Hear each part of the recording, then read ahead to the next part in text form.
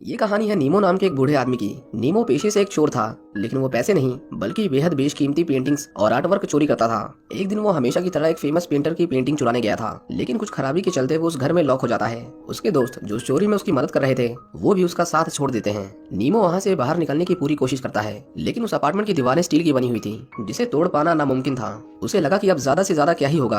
कुछ देर बाद उन्हें पता चल जाएगा कि उसने चोरी करने की कोशिश की है और वो उसे पकड़कर जेल में डाल देंगे। लेकिन उसे पता नहीं था कि उसके बाहर निकलने का सफर इतना आसान नहीं होने वाला, क्योंकि वो घर बस एक घर ना होकर पूरा का पूरा एक पिंजरा था। अब क्या नीमो सही सलामत उस घर से निकल पाएगा? जानने के लिए देखते रहिए आज की हमारी मूवी, जिसका नाम है इनसाइड। इस मूवी की स्टार्टिंग में हम नीमो को देखते हैं, जो चोरी करने के लिए अभी अभी एक वीआईपी अपार्टमेंट में घुसा था। उसे एक फेमस पेंटर की 3 पेंटिंग्स को चोरी करना था, जिनकी कीमत करोड़ों में थी।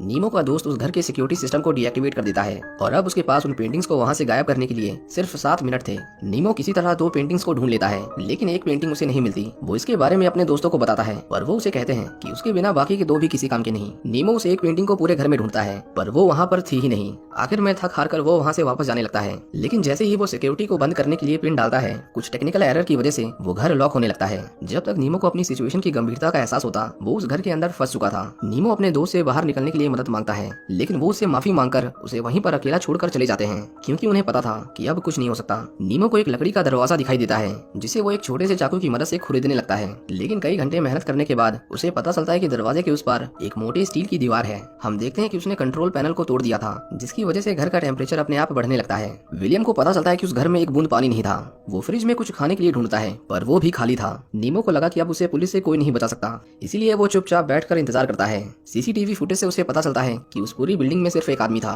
उस रूम का टेम्परेचर धीरे धीरे बढ़ता ही जा रहा था और अब उसे वहाँ पर फंसे हुए 2 दिन हो चुके थे, पर कोई भी उसे पकड़ने नहीं आया। नीमो उस जगह से निकलने के अलग अलग रास्ते ढूंढ रहा था, पर उस घर की दीवार को तो छोड़ो, वहाँ के कांच को तोड़ना भी नामुमकिन था। नीमो स्विमिंग पूल के पानी को पीकर अपना गुजारा कर रहा था, पर धीरे धीरे उसमें से भी बदबू आने लगी थी, जिसे पीने का मतलब था बीमारियों को न्योता देना। उसे कुछ पेड़ों के पास एक ऑटोमेटिक वाटर स्प्रेयर दिखाई देता है और उसे उम्मीद थी कि जल्द ही उसमें से पानी निकलेगा। इतने बड़े घर में अकेला होने की वजह से उसके लिए एक एक दिन अब मुश्किल होता जा रहा था। ऊपर से कमरे का टेम्परेचर भी बढ़ते ही जा रहा था। नीमो अपने खाली समय में उस आर्टिस्ट की हर एक पेंटिंग को बड़े सब्र से देखता था। उस आर्टिस्ट ने आर्ट की दुनिया का एक बहुत बड़ा इनाम जीता था। उसके पास जो बेशकीमती मेडल था, नीमो उसे पहनकर पूरे घर में मजे से घूम रहा था। वो बर्फ जमा जमा कर उसे चाटता रहता था और कभी कभी अपने पूरे सिर को फ्रिज में डालकर अपने दिमाग को शांत करता था। एक दिन वो सीलिंग से बाहर निकलने की सोचता है, पर वो बहुत ऊंचा था और उस तक पहुंचने के लिए नीमो उस घर के सारे फर्नीचर को एक के ऊपर एक रखकर कुछ सीढ़ियां बनाता है, पर उसकी हाइट छोटी होने की वजह से वो सीलिंग तक नहीं पहुंच पाता। नीमो को सीसीटीवी फुटेज में एक हाउस कीपर दिखाई देती है। धीरे धीरे वो उसे पसंद आने लगी थी और वो उसे बैठकर देखता रहता था। यहाँ तक कि नीमो ने उसका एक नाम भी रख दिया था। वो उसे जैस्मिन कहता था। नीमो को एक दिन एक बंद कमरे में कुछ खाने का सामान मिलता है, पर वो इंसानों का नहीं बल्कि डॉग्स का खाना था। वो एक कांच के गमले को तोड़कर अपने लिए एक तेज रोशनी से बचने वाले चश्मे बनाता है और ऊपर चढ़कर उस सीलिंग को खुरीदने लगता है। उस रूम का टेम्परेचर इतना बढ़ गया था कि अब उसे बिना कपड़ों के भी घुटन होती थी। एक दिन वो नोटिस करता है कि जैस्मिन उस अपार्टमेंट के गेट के सामने ही खड़ी थी। वो उसे मदद के लिए आवाजें लगाता है और जोर जोर से चिल्लाता है, पर उसे बाद में पता चलता है कि जैस्मिन ने अपने कानों में ईयरफोन्स लगा रखे थे, इसीलिए वो उसकी आवाज नहीं सुन पाती। एक दिन नीमो को उन पेड़ों के स्प्रेयर से पानी गिरता हुआ दिखाई देता है। वो तुरंत मुंह लगाकर पानी पीने लगता है। उसे बहुत दिनों बाद साफ पानी नसीब हुआ था। वो उसकी एक एक बूंद को महसूस कर सकता था। हम देखते हैं कि कंट्रोल पैनल में फिर से कोई प्रॉब्लम आती है, जिसकी वजह से टेम्परेचर अब नीचे गिरने लगता है। नीमो को एसी की ठंडक महसूस करके जन्नत जैसा महसूस हो रहा था। अब उसके पास खाना था, पीने के लिए पानी था और टेम्परेचर भी नॉर्मल था, इसलिए वो पहले से ज्यादा खुश नजर आ रहा था। नहीं तो बीच में तो वो पागल ही हो गया था, पर उसे फिर भी इस बात का डर था कि कोई उसे बचाने आएगा कि नहीं। इसी इंतजार में कई दिन बीत गए थे। नीमो को ड्राइंग बनाने का बहुत शौक था और अब उसके पास दुनिया भर का टाइम था, इसीलिए वो जैस्मिन का स्केच ड्रॉ करने लगता है। नीमो हर दिन उस सीलिंग को थोड़ा थोड़ा तोड़ने की कोशिश करता था, लेकिन उसे कई दिनों की मेहनत मशक्कत के बाद पता चलता है कि वहाँ पर बहुत सारे स्क्रूज थे। बहुत ढूंढने के बाद भी उसे घर में उन स्क्रूज को खोलने के लिए कोई औजार नहीं मिलता, इसीलिए वो कुछ लकड़ियों में छेद करके उन्हें खोलने के लिए एक रेंच बनाता है, पर वो इतना मजबूत नहीं था कि वो उन स्क्रूज को खोल सके। उस घर में कबूतर भी था, जो तब उस घर में फंस गया था जब नीमो अंदर घुसने की कोशिश कर रहा था। नीमो हर दिन उससे बातें किया करता था। वो उसे कहता था कि वो उसके दोस्तों के पास जाकर उसके लिए मदद लेकर आए, पर वो बेचारा कैसे बाहर जाता जब वो खुद ही अंदर फंसा हुआ था। एक दिन नीमो को उस घर में एक और खुफिया दरवाजा मिलता है। नीमो जैसे जैसे उसके अंदर जा रहा था, रास्ता छोटा होते जा रहा था। उस जगह पर नीमो को वो तीसरी पेंटिंग मिलती है, जिसके चक्कर में वो उस घर में फंसा था। आगे जाकर नीमो को एक लाश दिखाई देती है, जिसे देखकर वो एकदम से डर गया था, पर वो हिम्मत करके उसके पास आता है और उसे पता चलता है कि वो तो बस रबड़ का बना हुआ पुतला था। इसके बाद नीमो उस पेंटिंग को संभाल कर रख लेता है। वो उस घर में अकेला रहकर इतना बोर हो गया था कि अब नीमो वहाँ की सारी पेंटिंग्स को खराब करने लगा था।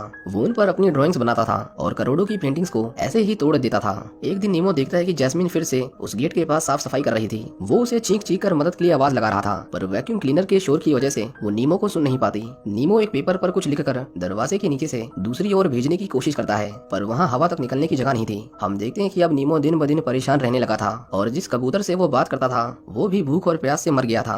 नीमो इतने दिनों से अकेला था कि अब उसे अजीबोगरीब सपने आने लगे थे, जिसमें उसे बार बार वो पेंटर दिखाई देता था जिसने उन पेंटिंग्स को बनाया था। कभी कभी उसे जैस्मिन भी दिखाई देती थी। धीरे धीरे उसका खाना भी खत्म होने लगा था। अब फिश टैंक की मछलियां ही उसका आखिरी सहारा थी। नीमो इसी बीच दीवार पर एक पेंटिंग बनाना शुरू करता है। उसे आर्ट के बारे में ज्यादा कुछ पता नहीं था, वो बस कुछ न कुछ बनाए जा रहा था और साथ ही साथ वो उन स्क्रूज को भी एक एक करके खोलने की पूरी कोशिश कर रहा था। नीमो को एक पेंटिंग दिखाई देती है जिसमें एक आदमी को टेप से बांधा गया था। उसे देखकर नीमो अपने बारे में सोचने लगता है क्योंकि उसकी हालत भी बिल्कुल उसी की तरह थी। नीमो उस पेंटिंग को गुस्से में नीचे फेंक देता है। घर में पानी न होने की वजह से उसे एक बाथ टब में ही टॉयलेट करना पड़ रहा था, जिसकी बदबू पूरे घर में फैल गई थी। आखिर में वो दिन आ चुका था जब नीमो उस आखिरी स्क्रू को भी खोल देता है, लेकिन उसके खुलते ही वो सीलिंग कवर उसके ऊपर गिर जाता है और नीमो लुढ़कते हुए नीचे गिर पड़ता है, जिसकी वजह से उसका पैर टूट गया था। नीमो को बहुत दर्द होता है और वो जोर से चिल्लाता भी है, लेकिन अब उसे फिर से इंतजार करना था जब तक उसका पैर इस लायक न हो जाए कि वो दोबारा उस तक चढ़ाई कर सके। हम देखते हैं कि एक दिन नीमो के सपने में जैस्मिन आती है, क्योंकि एक वही थी जिसे वो पूरे दिन देखता रहता था। उसका शरीर अब बहुत कमजोर हो चुका था।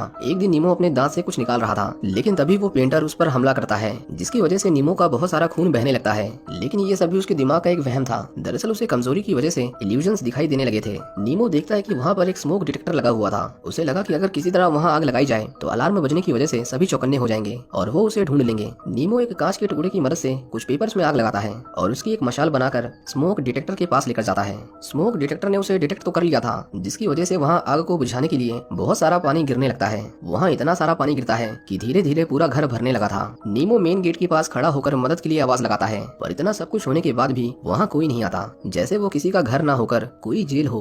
नीमो समझ गया था कि अब कोई उसकी मदद करने नहीं आने वाला। उसके पास बाहर जाने का सिर्फ एक रास्ता था। वो अपनी पेंटिंग को पूरा करता है और उस घर के मालिक के लिए दीवार पर एक मैसेज लिखता है। वो उसे अपने बचपन के बारे में बताता है, जब उसकी टीचर ने उससे पूछा था कि अगर उसके घर में आग लग जाती है तो वो किन 3 चीजों को अपने साथ ले जाएगा। नीमो के लिए वो 3 चीजें थीं, उसकी बिल्ली, एक गाने की एल्बम और एक स्केचबुक। वो लिखता है कि उसे कुछ सालों के बाद एहसास हुआ कि उसकी कैट तो कुछ सालों के बाद मर जाएगी। उस गाने की सीडी को अगर उसने किसी को दे दिया और अगर उसने उसे वापस नहीं लौटाया तो शायद धीरे धीरे वो उस म्यूजिक को भी भूल जाए। लेकिन उसके पास जो स्केचबुक थी उसका मानना था कि वो हमेशा उसके साथ रहेगी, क्योंकि कला कभी नहीं मरती। वो उसे सिरस के रखने वाले के पास हमेशा रहती है। नीमो उस घर के मालिक से लिखित रूप में माफी मांगता है, क्योंकि उसने उसके घर की सारी चीजों को तहस नहस कर दिया था। पर फिर भी उसका मानना था कि उनका बर्बाद होना जरूरी था, क्योंकि पुराने को बिगाड़े बिना कुछ नया नहीं बनाया जा सकता। वो लिखता है कि वो उस जगह पर कुछ समय तक रहा।